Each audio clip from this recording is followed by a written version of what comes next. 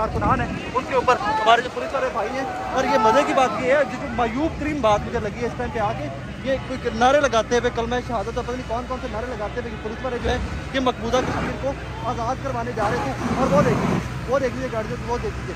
और इस टाइम पे जो पानी फेंका जा रहा है इसके अंदर कोई ना कोई फ्लूइड, इसकी तो हम कहें कि सांस आना भी बंदे को बंद हो जाता है। ये मनाजिर है इसका, वो देखिए वो वैने तोड़ना स्टार्ट कर दी पुलिस वालों ने, वो जो वो वैन तोड़ना स्टार्ट कर दी है। वो गाड़ियों, वो आदिल खान न्याजी की गाड़ी के ऊपर वो देखिए गाड़ियों के ऊपर लाठीचार्ज हो रहा है। ये फुल 25 मई वाला जो वाक़या दिन था, एक बार फिर से आपको याद आ रहा होगा।